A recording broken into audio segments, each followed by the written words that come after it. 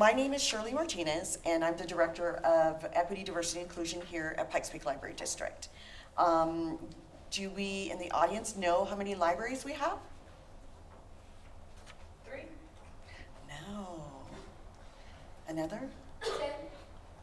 Close. 15. 16. So there's 16 libraries, and I believe it's 3 bookmobiles, or thereabouts. So we're really excited that we're able to be in all the different areas in the community. It's across El Paso County. So Monument has a library.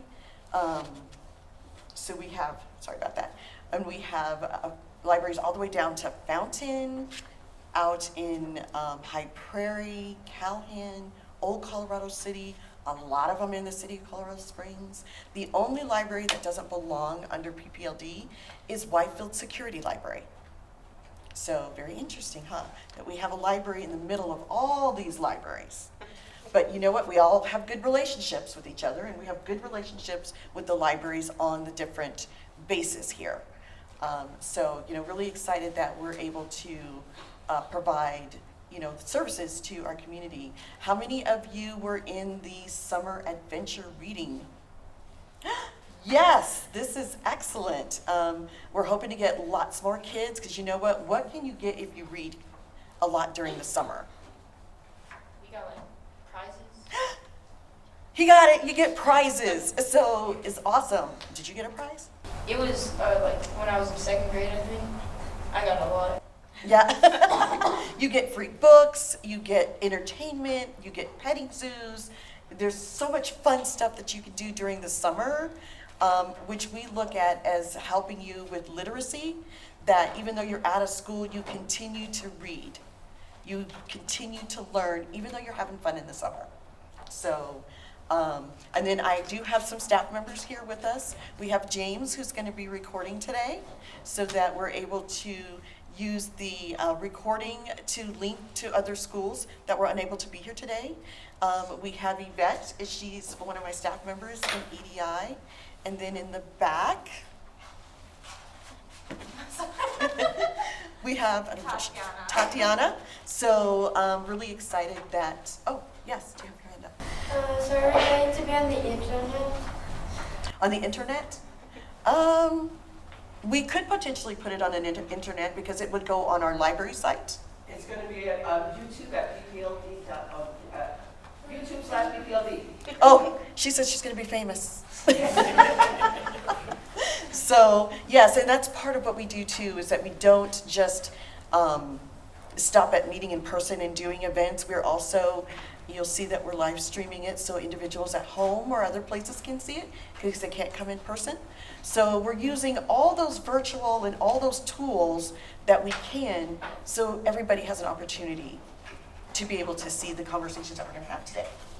So today, our panel were selected as rising professionals, up-and-coming professionals, for the Colorado Springs Business Journal, which means they selected lots of individuals in a small group that are doing and shaking things in our community and making it better.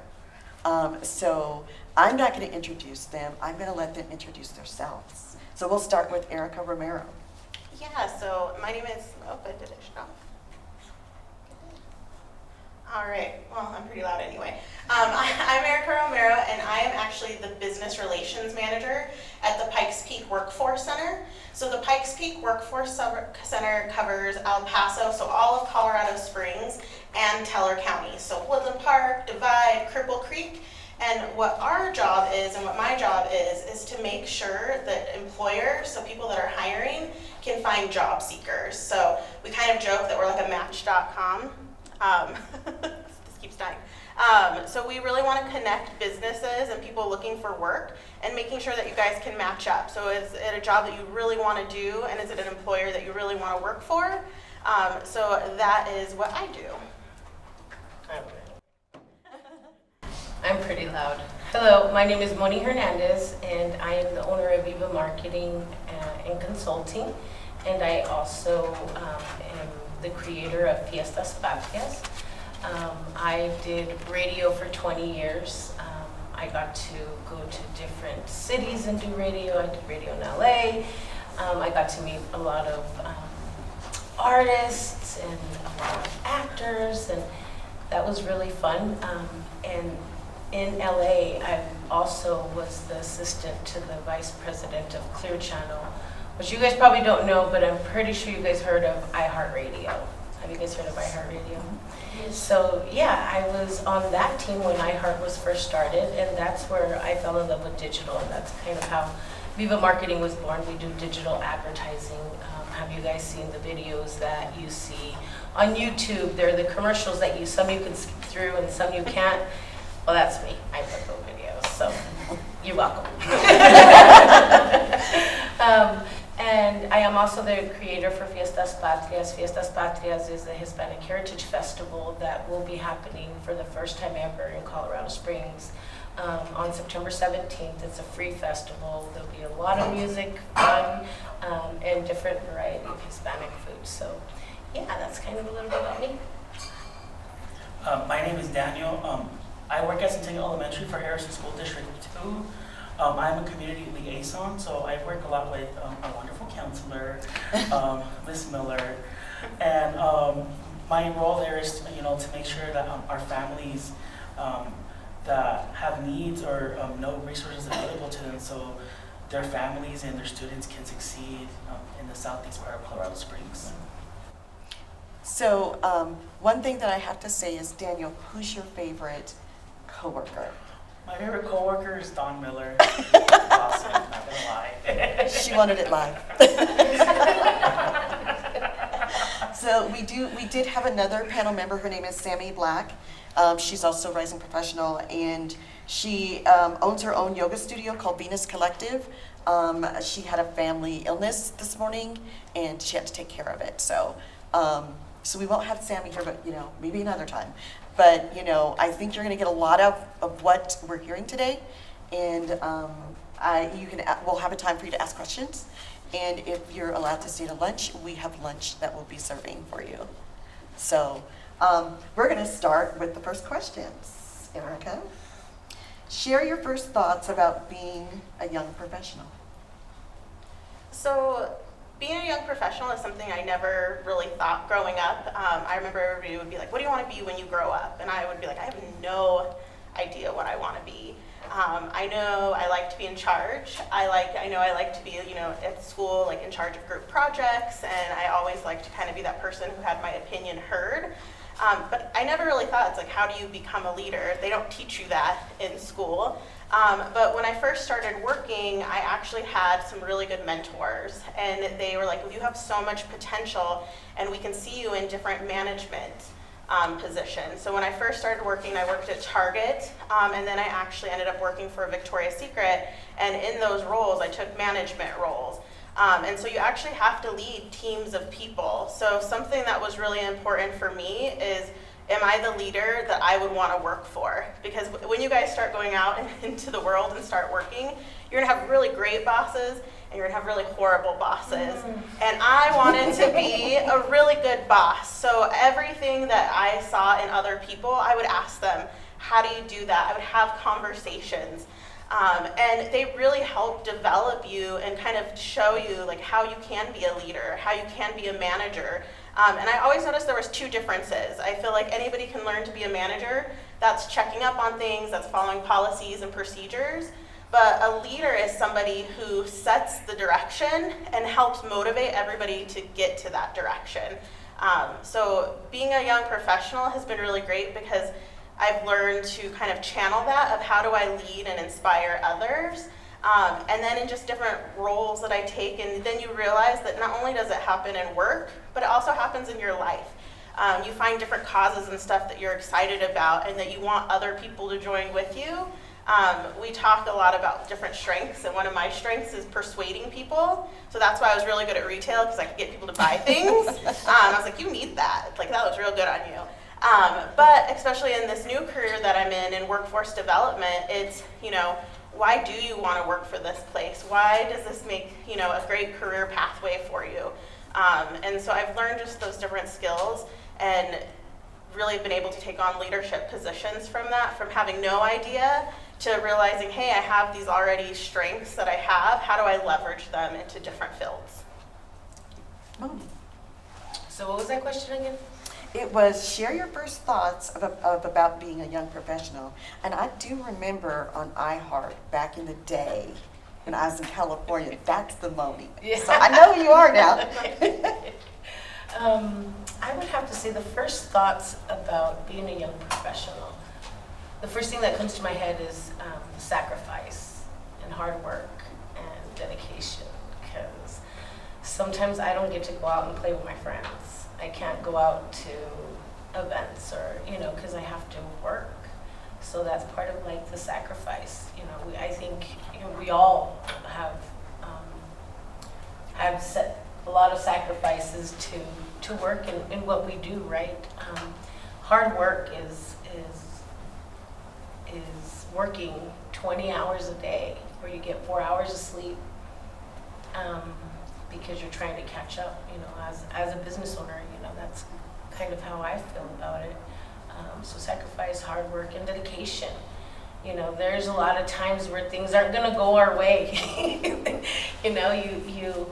For me, I go out and I meet with the client, they wanna know about my business, but not all the time they buy from me, right? So there's a lot of no's. So you're gonna get a lot of no's. And when you get those no's, you can't just give up, you just have to keep going. So being dedicated, I think that is very important. And most of all, I never considered myself as a young professional or a lead or anything like that. I kind of just did things that I loved, helping people and serving people and making a difference in someone's life. And then someone mentioned the word leadership to me, and I'm like, oh yeah. So I took a leadership class because I wanted to learn more. So when as a young professional, you want to get better every day, no matter what job you do, no matter if you're just going to school, you just kind of want to stay dedicated to what you're doing and keep your eyes on the goal. Yep. The word young professional, that's, to me, that's something I've never really thought of till, someone really asks, it's like, oh, what does it really mean? And honestly, it's just, wanting to grow and just don't take no for an answer. And if you don't have an answer, ask for help and surround yourselves around people who are going to help you and help you grow to become a person. Because when I think of the word professional, I think, what can I do to help my community, to help my people and the people around me become better or grow up together? So that's what professional means to me. Yeah. So my next question is, who were you when you thought about a career? Like, where were you when you thought, okay, because I know I was a candy striper and thought I was going to be a nurse at age 16. Boy, did that change on me. So who were you, and where were you when you thought about, like, really thinking about what a career was going to be for you? So when people ask, like, what do you want to be when you grow up? I actually wanted to be a librarian, which is actually very kind of poetic that I'm here. And I thought, I was like, oh, I love books, I love reading, I love sharing that with everybody. And that was kind of just my initial thought. Both my parents were teachers, so I was like, oh, this is going to be ingrained into me. And then I went to college, and I was, doing history and doing all this other stuff. And at the same time, I was working. And I kind of hit this crossroad of, do I really want to work in a library as I was working at Target? And again, it was, having somebody see that I had leadership qualities and they picked it out. And I, again, never was like, I'm never gonna work in retail. Like, that's not a career. But when you actually sat down and had somebody talk to me about, like, hey, this is where I started. Somebody started off as a cart attendant, pushing carts, getting the carts from inside, and then they were the store manager. That to me is just crazy. And they were like, hey, I started off cashiering, then went to the service desk, then went to the sales floor, and then became a leader and a manager. And you're like, I didn't know all of those things were even possible. And to have somebody kind of talk to me about, hey, these are all the available opportunities that actually equate money. That was really great too, when they tell you how much money you'll make at each different position. And that's actually where I kind of started that. And I actually didn't finish school because I didn't see the value in it, which I know is like a lot of people are going to be like, go to school. No. But I think for me, I was able to, you know, pick up on those skills, and I learned so many transferable skills. So customer service skills, money handling skills, leadership skills, all these different skills that when I did 15 years in retail, and I was kind of like, okay, now what? And so when I looked at this new career, I was worried because I was like, I didn't have a college degree, right? That's really scary because everybody tells you have to have a college degree. But what I was able to do was leverage all those skills that I collected through all of my work history and was able to translate them into this new job. So yes, I didn't have a degree, but I had skills and I had different things and experiences that was able to help me.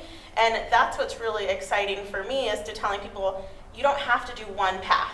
It's not go to school, go to college, get a job. It's explore what you like, find out what you're good at, and then you can kind of pivot throughout. And there's so many different cool careers out there.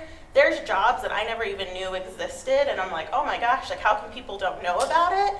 And so that's something really exciting for me, is realizing I didn't have necessarily a straight career path, but you can kind of stop, you can collect things, and then you can pivot and change too. You'll work forever. I feel like I've been working forever. And so it's like, I think there's so much pressure of like, you have to know exactly what you want to do. And you don't. Like, try candy striping. Try working in an office. One thing I realized is I hate sitting on a computer all day. It makes my eyes twitch. Some people love working on the computer all day. And that's okay, but I still can do it. But I know, like, being out with you guys, being able to talk to everybody, that's something I like to do, and I get to do what I like every day. That's pretty awesome. What, tell me that question. Who were you, and when did you think about your first career? Oh my goodness, so I kind of, I feel you, Erica, because when I was little, I wanted to be a nurse. We all want to be nurses, care for others. And my grandma, she had diabetes, and I remember she would use insulin. She asked me to inject her one time. After that, I didn't want to be a nurse again. I can't put syringes in people. That just was not for me. But as for me, you know, when did I realize my career? I would have to say, you know, I kind of want to touch on what you were talking about, that throughout the years you can change jobs, and you use those job experiences to be able to implement them in what you're currently doing. So for me, my first job was Radio Shack. So I literally started at the very bottom of radio. Let's ask the question, Moni. You got questions, we got answers for sure. Does anybody know what Radio Shack was? So Radio Shack was kind of like a little gadget store where you can buy all these connectors and wires and radios and cell phones, and that's kind of where I started, and it was retail, and I absolutely loved doing sales for Radio Shack, and that's where I got my break for radio. So there was a girl that I worked with, and she did not speak Spanish, and her husband had just started a radio station where we lived at the time, was Salinas, and it was the first bilingual radio station in the country, and they were looking for a female bilingual person. So the program director's wife is the one that I worked with at Radio Shack, and she's like, you know, they're doing a contest to find a girl for the radio station. I was like, oh yeah, that's cool, and I just really didn't care, you know. And she said, no, but I want you, even though this girl won the contest, I don't like her, and I really would like for you to work for my husband. And I said, oh no, me talk on the radio, never. She's like, Moni, you would be awesome. I see how you work. You're great working with people. Like, you should work for my husband. So she kind of bugged me for like 3 months. I don't know how she convinced me. So I went into the radio station, and when I cracked that microphone, I just absolutely fell in love with it. I didn't get the opportunity to go to college for that.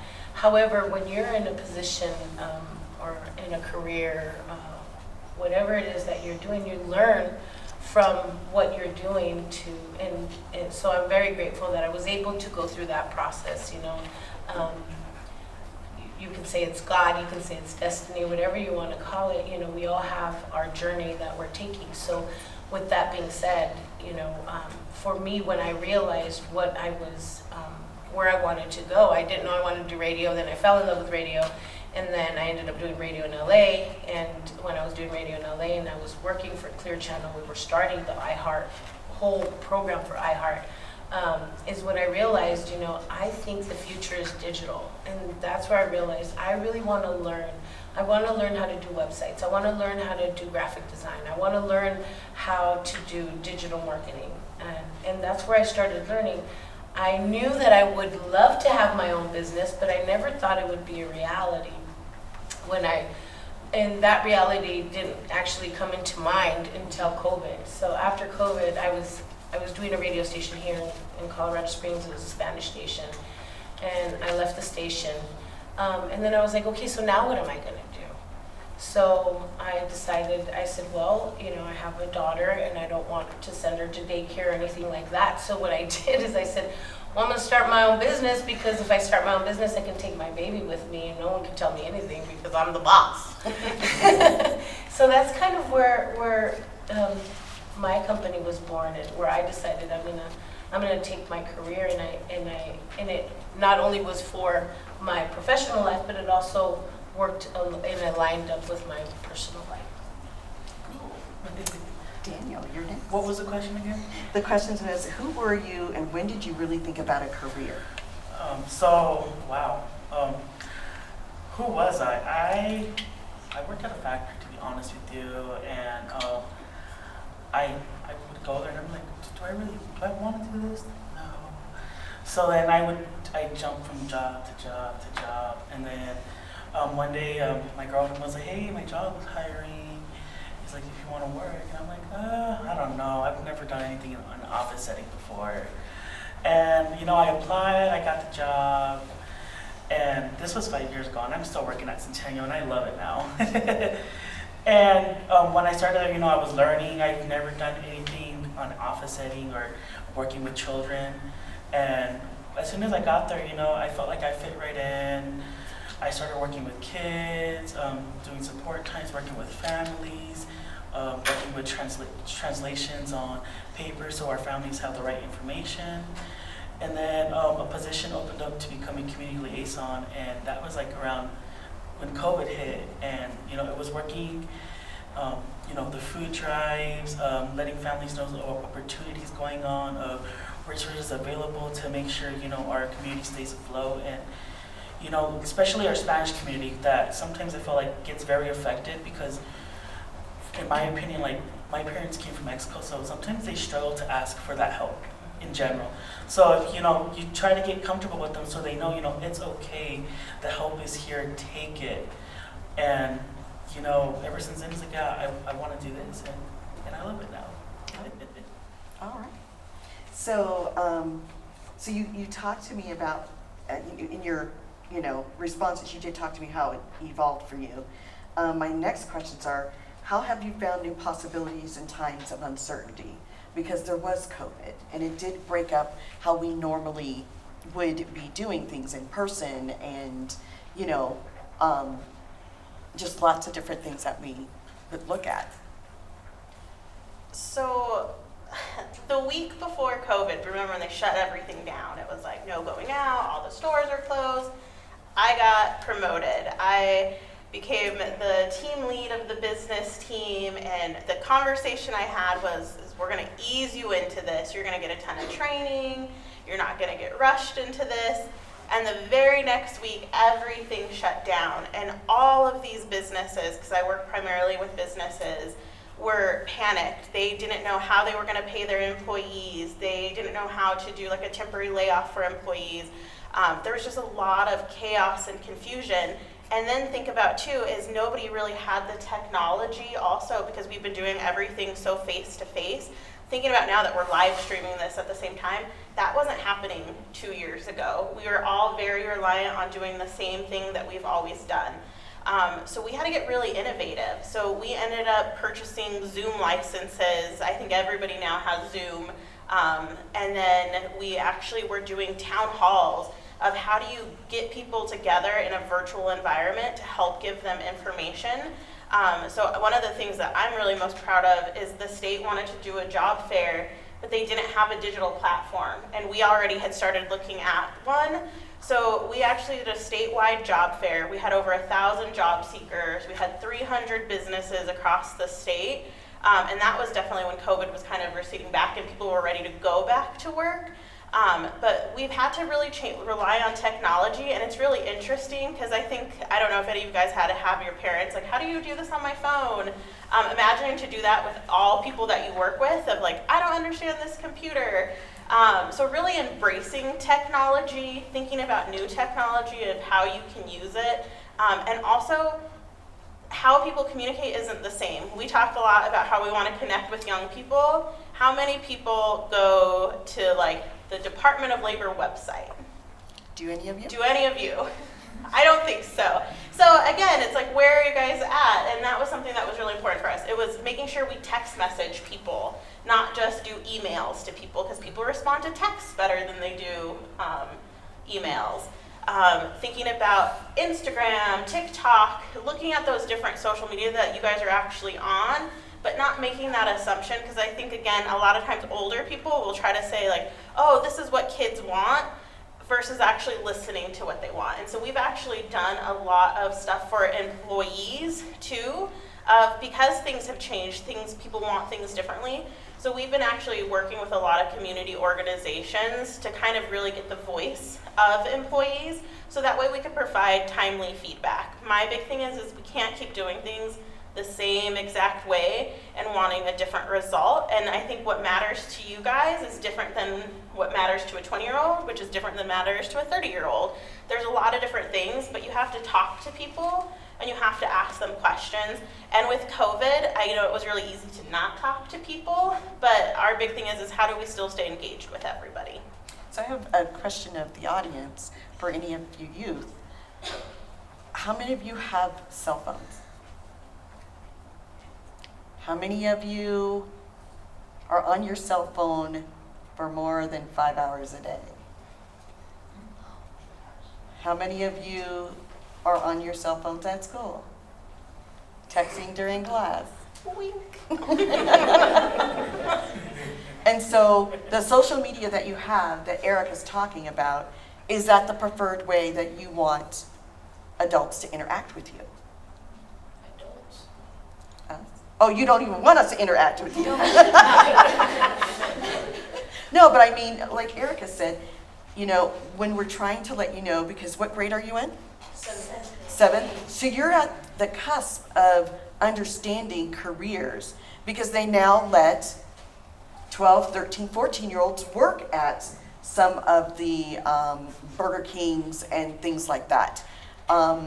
Seriously, you could work a certain amount of hours. I had one in Durango.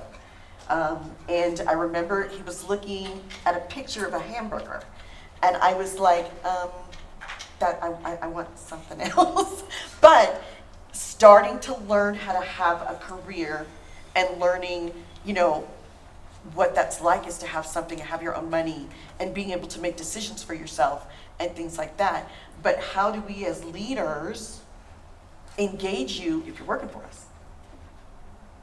You prefer on your phone. And I know there's new apps, because Erica said there's, TikTok and Snap. I know there's others, because I have 17-year-old grandsons. I see what they're looking at. And you use YouTube a lot, right? No? You look at YouTube a lot? Do you look at TikToks a lot? So that's the mode of communication that you prefer, is on TikTok. You watch a lot of stuff on there. A lot of that's not true. No, I'm just playing. So Moni, if you can answer the question. Thank you for your obviously, like, I saw some of you like, yeah, I don't want to teacher know that I've been on my cell phone. What was that question? The question was, How have you found new possibilities in times of uncertainty? Because COVID did take us to a different place. So I would have to say, being aware that there is uncertainty. I think that COVID has taught us to live with uncertainty, right? We don't know. We don't know if we have to wear masks right now. We don't know if we can go to school. We don't know if we have to do online classes. You know, we just don't know. So living with, understanding how to live with uncertainty, I think that is kind of like a big thing after COVID, as well as living the moment, you know, enjoying the moment. You know, with COVID, we've seen so many people dying, right? They were here yesterday, but they're not here today. So, you know, living the moment, enjoying the people that are surrounding you. I think that is probably one of the important things for me. Daniel. Living with uncertainty, definitely go with the flow. And yeah, technology. You know, it's okay to not know things, and it's okay to have doubt. But that's why there's people that want to help, people that want to make sure you have the materials needed, everything at home, just to make sure you're able to log into a class or to get the help you needed. I know, like, for my community, we did a lot of food drives. We made sure that, you know, families knew that at least food wasn't going to be an obstacle for them. We made sure they knew what resources going on. We had families and parents coming into our schools and teaching them how to log on to classes, letting them know that there is modems available, or helping them sign up for, you know, affordable internet, so they have that access at home for themselves and for the students to be able to do the class, you know, the right to learn. And the time of uncertainty really did teach us that, you know, the community it's the heart of us, you know. People will reach out to us and we will be there for them. And the community knows that, and that's something that did teach me in that time of uncertainty, that everyone has a big heart. Great. So my next question is, are you the leader you want to be? I think one thing, if you are ever in a leadership position or in charge of something, is that you have to have that realization that you can't do everything. You don't know everything. You can always learn more. You can have people around you that can inspire you and teach you more. And I think that's just something I continue to strive for, is to leverage other people's strengths and realize that I'm not alone. I think that's kind of the one really interesting thing that Daniel just said is like a lot of times we feel alone. We feel like we have all this pressure put onto us and we have to do everything. But taking that moment to realize is I can be a leader and still say I don't know and I need help, and hey, what are your thoughts on this? And that's the leader that I really strive to be, is somebody who may not have all the answers, but can still be there and stand with you no matter what. So in that aspect, I feel really lucky, because I do feel like I've been able to surround myself. Somebody said the people that are around you are your mirror and are a reflection of who you are. So I feel like my team has been this really great reflection of just all these amazing things, but I still feel I can learn more. I feel, especially being like where I'm at, I know there's people with more experiences that have, you know, even a more diverse background than me. And that's how you get better, is just listening to people and then realizing, hey, you know what, I love that, I hate that, and that's okay. So I'm still striving to be a better leader, because I think you can always be better than the day before. Oh, good answer. Yes, Mommy. Are you the leader you want to be? Am I the leader I want to be? No. I wish I was. So my whole life, I really never had a woman that would kind of guide me. You know, I didn't have mentors or anything like that. Well, I had male mentors, but not women mentors. So with that said, the last couple of years, I have met some amazing women that have become my friends, and they are absolutely true leaders. So when I'm around them, you know, I kind of feel like the leader go that I, you know, probably saw in years before has totally, the bar has been raised so much higher because of the women that I have met who are now also my mentors. You know, it's just some amazing women, and you know, I want to be able to learn from each one of them because they all have so many different strengths and so much knowledge that I just kind of want to learn from all of them. And I think that if I can get a little piece of everyone, then I can be better. But as of right now, I'm still learning. Not at all. I'm still learning, and you know, I'm happy for that, because I do believe there's always room for growth and everything. So there's people that you'll meet throughout life, and I have personally met people throughout life who are like, wow, they left an impact on you, and if you could be half of that, you're good to go.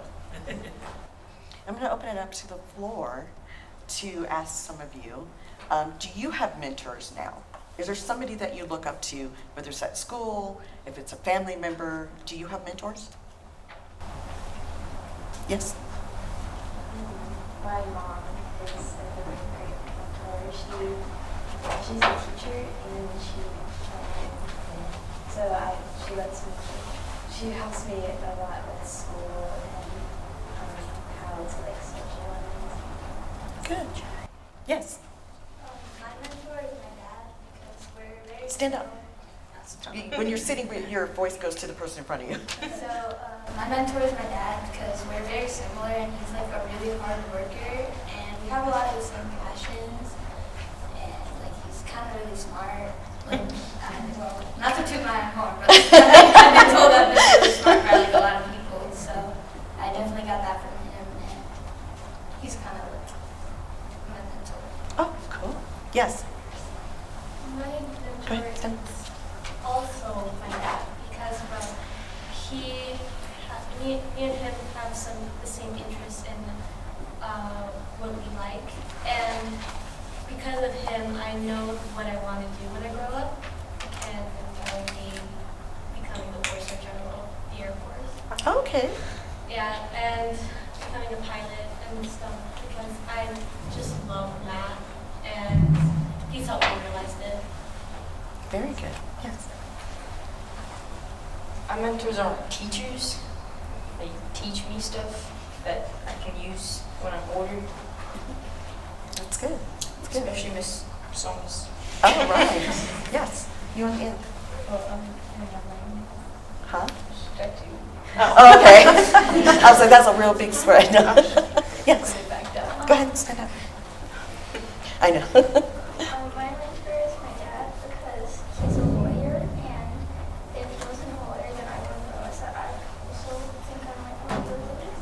And he's really smart, and he knows like exactly what he wants to do when he wants to do it and stuff. And I think that helps me. Oh, good. And you, yes, in the back. My mentor is my mom because Stand.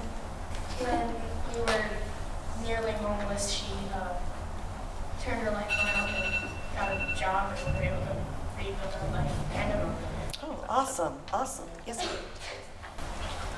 My mentor is my dad because he encouraged me. He's helping me with all the struggles I have. He's encouraged me of pursuing my dreams. Like I'm drawing, baking. He's helping me with that. And Okay. Yes. Anybody else? Oh, no. So my other question is, after hearing our panel, what do you think that you would do differently? Because you're at a place in school where classes that you take in 8th grade and then as you start to get into high school are going to be very important now. Especially as the whole panel has stated, we're in a virtual world. We're in an unsettled world. I mean, we know that we're all back in school, we're not wearing masks, but things can be flipped with a switch, as we all can attest to now, because it has happened. And so, as I ask you, and I'm going to ask some that haven't spoken, you know, where do you think you need to start kind of realizing that what you do now will somehow help you with where you might want to go in the future? And I'm not saying that you don't need to be kids or teens or tweens or anything like that, But it is important for you to understand the world is a different place now than where it was 2 years ago. And it's very fast paced because of social media, your TikToks, your Snapchats. I mean, even here in the library, we may get something today and we're like, yes, we're going to get that out there. We're going to be reading it. We're going to be doing this. And then tomorrow it may be, yeah, don't use that. This is the ramifications, you know? So the world is always right now because of social media and what we call instantaneous, you know, information, that it's hard to make decisions about things because the next day it might change. So what have you learned from some of our panelists today? I'm going to talk to you since you keep yawning. Go ahead and stand up. Wake you up. Yeah. What is something you can take away from something that they've said as you start your journey? Because, you know, sooner you're going to be in 8th grade, 9th grade, and I'm not saying that school is going to get harder, but it is in some instances because of relationships, mentorships, and leadership is in schools, right? You've got, what do you call it? National Honor Society. You have multiple groups within your schools that are already forming leadership traits. So is there something? Student council. Student council, yes. So.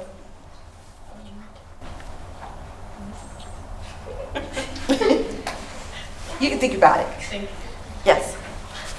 I've learned that from their speeches that you're not going to end up how you plan it to be. Like, Yeah. Some people will. Some people might. I mean, if you want to be a pilot, you might continue to be a pilot. But while you're being a pilot, you may veer into doing something else too. So you could start out in the Air Force and then end up at American Airlines. Yeah? It's a real good job. Yes. Yeah, it's a real good job. What I've learned from them is that in order to be a good leader, it means leadership and dedication from anything that you do. Absolutely, absolutely. Yes. One thing I took from these speeches is that you might not be in the future who you want to be right now, and that you could go through a lot of sacrifice. Like, oh, I want to be this. I tried it out, but then I realized I don't like it.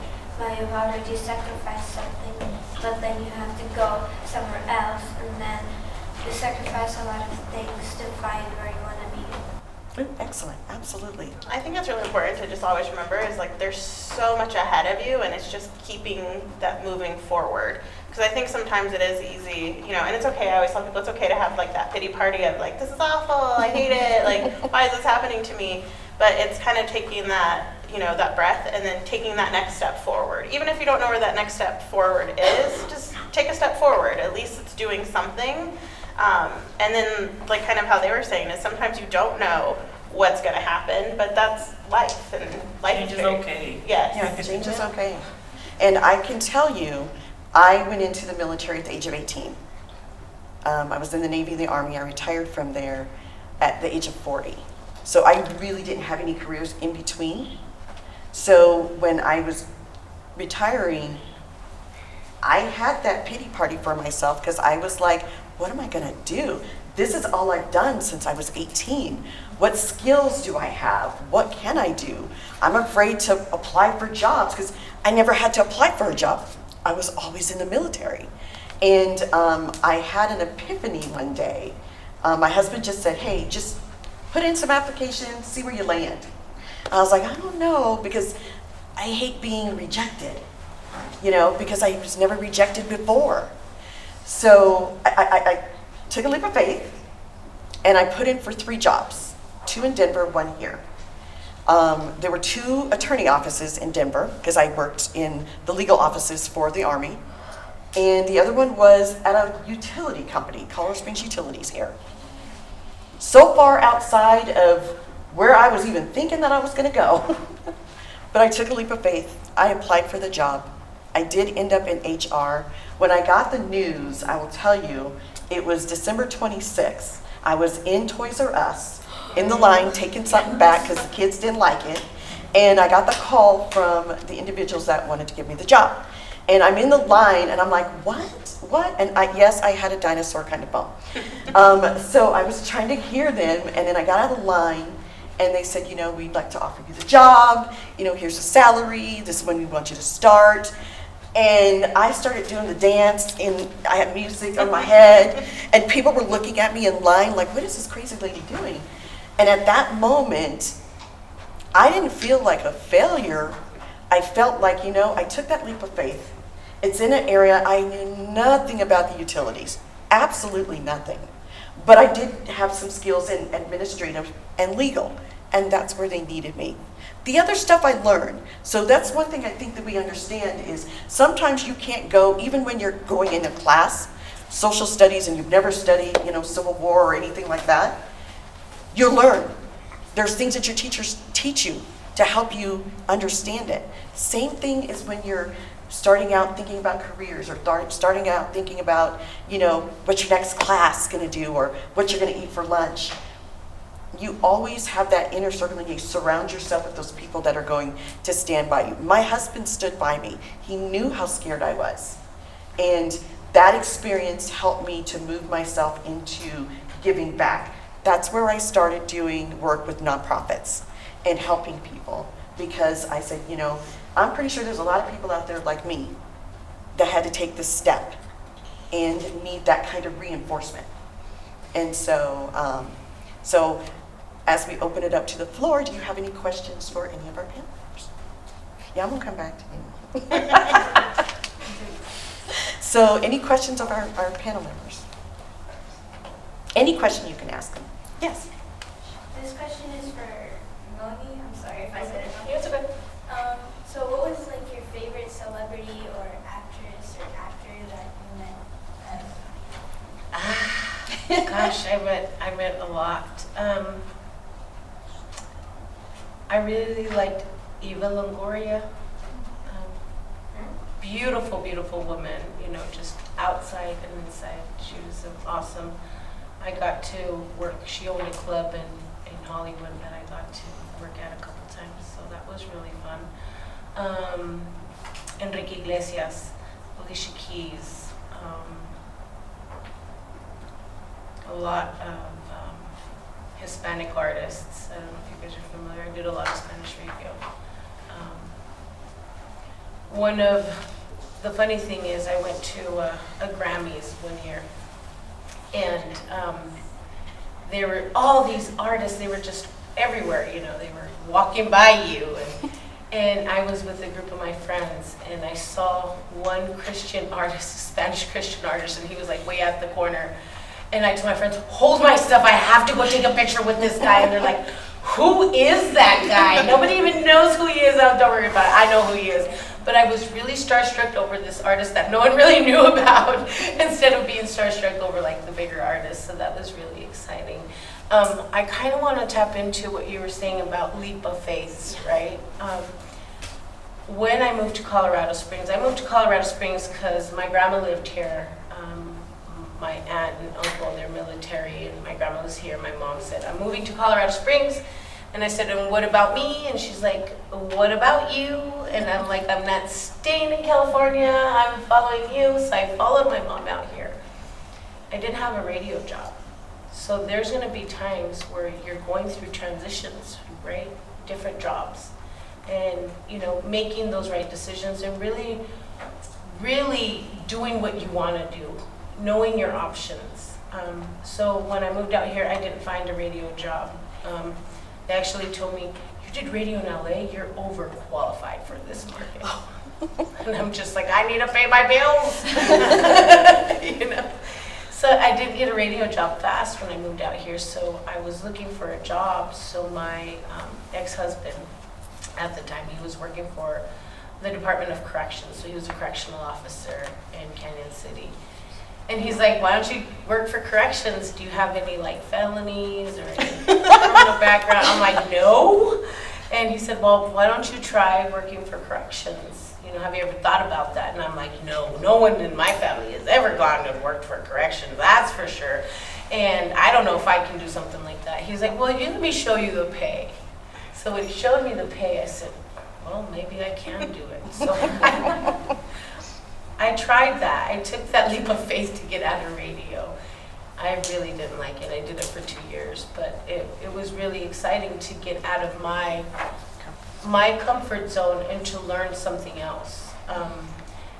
Yeah, so I had to walk into one of the craziest prisons in Colorado. I worked there for like 2 years. But I also learned, you know, to have compassion on people, you know, not to judge people. You can't judge people, we all make mistakes. You know, I learned as a correctional officer that you can't condemn people for their mistakes, you know, so everybody makes mistakes, and we all do that. And sometimes we make mistakes in our career choices, right? I don't know if that was so much of a mistake. I got paid pretty good, but I got out of that pretty quick after 2 years, and I was able to kind of just recap and, you know, find myself again to get back into radio.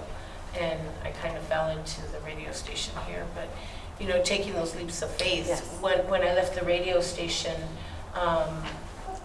right before COVID, and then I was like, now what am I going to do? Now the whole country's shut down. Where am I going to work? I have to, you know, pay bills.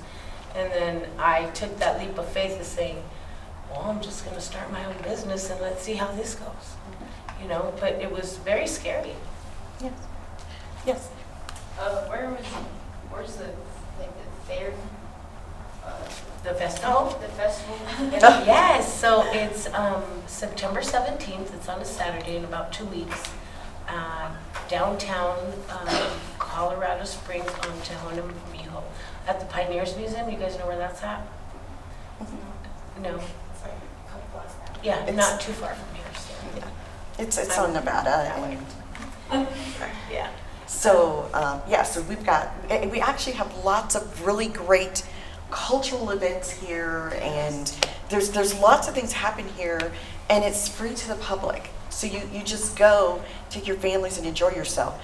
The 10th, there's going to be the What If Experience the Springs event, and it's going to be downtown too, by the Pioneers Museum, and that's the art and culture one, where they're going to have different artists that are sidewalk drawing, and they're going to have different groups, like in the area that I will be in, we're going to have Panamanian dancers and, you know, Hawaiian, Polynesian, and, you know, from Senegal, African drumming and dancing and things you can learn. So it's really about getting out and understanding what's in your community, because there may be something there that kind of helps you figure out, you know, ooh, this is something that I might want to volunteer with or help with, or I want to tell my family, or, so there's just so much that is here in this community for you.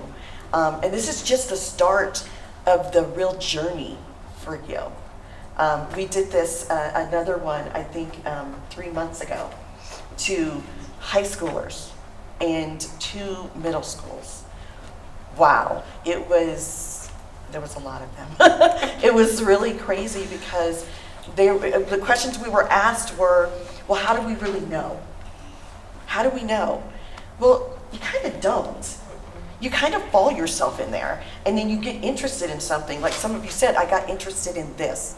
This is a passion, or my parent is my mentor, and so I'm looking at that because I was going to go in the Air Force like my dad.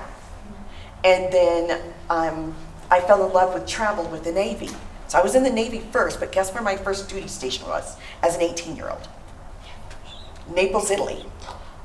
So as an 18-year-old, I'm wandering around Europe, you know, without my parents, with a career that I was starting. But again, this is just the start of your journey. You listen to your teacher. Yes?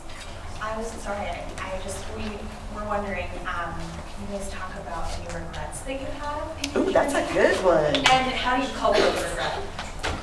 I see regrets as challenges in life, and so to me, like, regrets they're not really regrets, they're life lessons, you know? You learn from them, you know what, you learn what you did wrong and or what mistake it was, and you grow from there. You know, it's all about what you want to do and how you want to grow from that. And I would have to say the same. They have to be stepping stones because, you know, I've made a lot of mistakes, but I have learned. You learn from them. Like, I'm not doing that again. I'm not working for corrections again. You know. So you learn, and that wasn't a mistake, by the way. But that was actually Learning. okay. It's a But learning. It was something that you learned. So turn those things into learning Positives. steps. I think, and it's something that I've moved away from, but especially when I was younger, it would be if I liked something, I wouldn't tell people that I liked it because I was either like a little embarrassed that I liked it, or, you know, I didn't want anybody to make fun of me for liking it. So I just didn't really explore a lot of these different things that I like really truly enjoyed because I was worried about what other people were going to say and what other people were going to think. And I really regret because there's things that I wish I would have done. I wish I would have, I did swim team, but I never tried tennis. And I was like, I actually would have loved to have tried to play tennis, but I was scared that I wasn't going to be any good in it, that people were going to judge me, that people were going to, you know, like I was going to suck at it. And so I didn't do it. And I think that's one of the things is sometimes the inaction is sometimes the biggest regret. And I think sometimes caring more about what other people think instead of just caring about like what your opinion is. So that's actually something I tell my daughter all the time. Like if you like something, even if people are like, that's lame, be like, you know what, then I love it because it's even more lame. So I think kind of building that confidence of, you know what I like may not work for everybody else, but it works for me, and that's okay, because then the cool thing is, too, is you find other people in that, too. I actually, the other day, we went to a Stranger Things pop-in, and it's like, here I am, 37, like, woo, Stranger Things, and I'm okay with that. And I'm like, I'm not going to worry about other people of what they think about me, because I think sometimes you put so much effort into what other people think that you don't get to enjoy the moment of it. And I also think give yourself grace. Yeah. Because growing up, my dad was very strict. And so I had this inner part of me that always wanted to be perfect for him, always. And so it kind of moved with me through sort of my young adulthood into mid-adulthood that everything had to be perfect. When give yourself some grace because not everything is perfect, and you know, the best you can do is be able to, like Moni and I know, we do events, Erica does events. There's always going to be that thing that's going to put a ringer in something. You know, however you set it up or you put your timeline together, or, you know, like when you're doing an assignment and you know, on this day, I'm going to put this time aside to get this assignment done. And then guess what? Your parents say, you're going to the store with me. No, that's the time I was supposed to do my homework. Well, and then when you start doing your homework, you're rushing, so then you forget things. So I always look at myself now, and I don't beat myself up anymore because I'm not perfect. And it's okay to be not perfect. It's okay to sometimes miss things. Because again, like Moni said, you'll be like, yeah, no, that's probably not going to happen with me again. You learn from it, and it may happen again too, but you still have learned a lesson into what you need to do. And as you were growing up in school, because I can tell you one thing, my grandson, he's 17, he's a senior now. Last year, he had a problem with going to the bathroom all the time. We know what he was doing. He was getting the bathroom pass, he was going in the hall, he was talking to all his friends that were also in the hall. Well, he started getting in trouble with that. And I told him, I said, hey, you're a junior. You really got to be responsible now with your work, because if you want to go to college or something, you need to show them that you're going to show up and do what you're supposed to do. And so he's been in school now 3 weeks. I almost fell out because he told me, yeah, I don't drink a lot of water in school anymore because, yeah, no, they got monitors now. So they have school monitors in the school now. So every time you go out of class, they scan your school card to see where you're going. And if you're not back in a specific period of time, then when they see you again, they're going to scan your card again. And so you'll have to go see the Dean of Students. And then they hired 4 more Dean of Students to be able to handle, because this is something different for youth coming out of COVID. You came back to school, you're still trying to learn how to be back in school, and You know, it was, you know, kids were getting away with a lot. Let's be real. Am I right? Yes. Yes.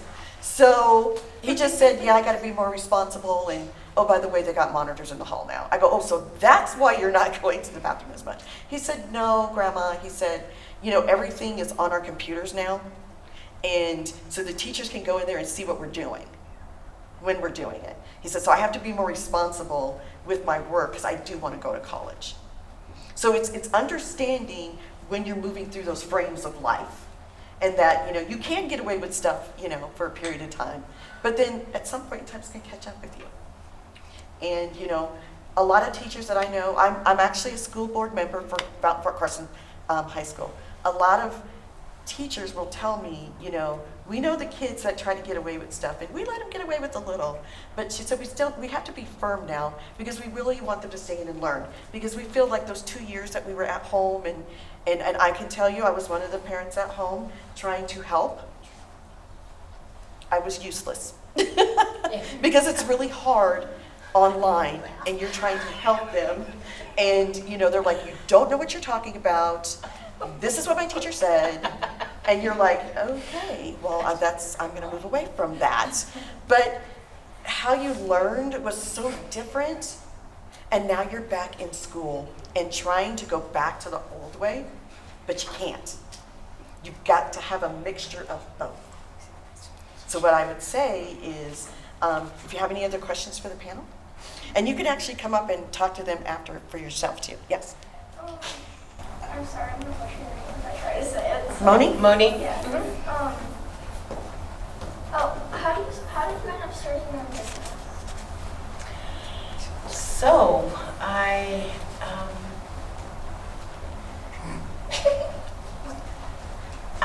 I reached out to one of my friends and I told her what I wanted to do. And I was really not sure if that was something I wanted to do. It's in the middle of COVID. Who would want to start their business in the middle of COVID and just kind of just do it? And, you know, I called my friend and she said, I will support you. Whatever it is that you need, if you need help financially, she was able to loan me some money to start my business. And that's kind of how I started. So I kind of was taking a leap of faith, but I really wanted to tap into your question because I think our answers were a little broad, like as far as regrets goes. So something that I would like to mention, and I think it's so important that we forget sometimes, is I kind of regret not giving myself more self-care than I needed, because sometimes we just want to help other people. We want to, you know, we're worried about what people think, and we want to impress our parents, and we want to do all this stuff. And sometimes you may be doing sports, or you may be doing whatever it is, and sometimes we forget about loving ourselves. So getting 8 hours of sleep, and not working 20 hours a day, and actually saying you're gonna sleep tonight, right?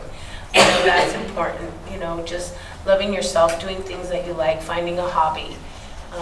So I think that, yeah, that's kind of what I wanted to tap into. Yes. How has being single mom affected your career?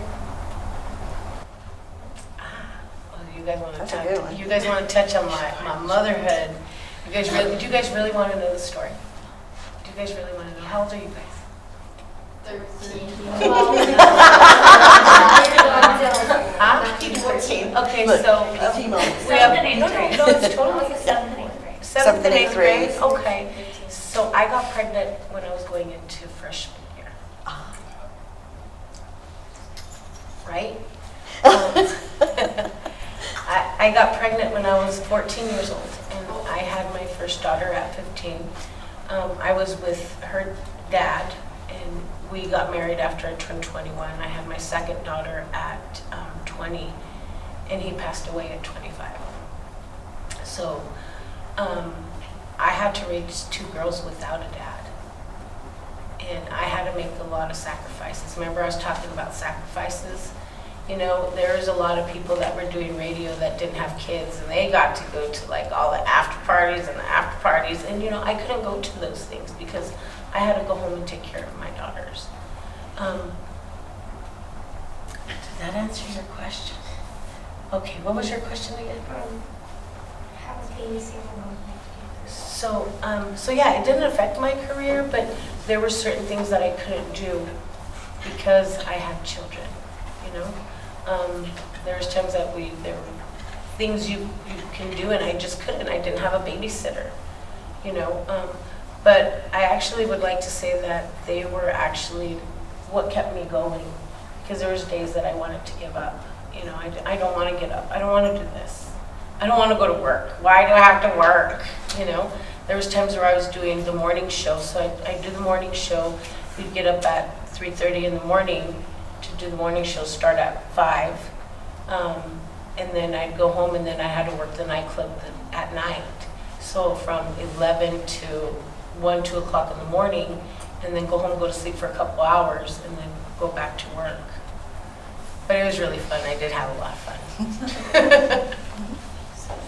So, do we have any other questions? So we're going to close up, and like to thank you all for, you know, coming and hearing their stories, and thanking our panel, Yvette, for coming and. Oh, go ahead. I do want to say one thing. I'm not promoting being a teenage parent at all, whatsoever. Sorry. Yes, it was very hard. And I do want to say that even though I got pregnant in my freshman year, I did graduate high school, which was a big deal when you have kids. So I made a lot of sacrifices to go to school and to get my high school diploma. So yeah, I just wanted to implement that. Don't get the wrong idea. Thank you for that clarification. So to thank our board, the library district, we have just a little something for you. So, Oh, thank you. can we give a hand to our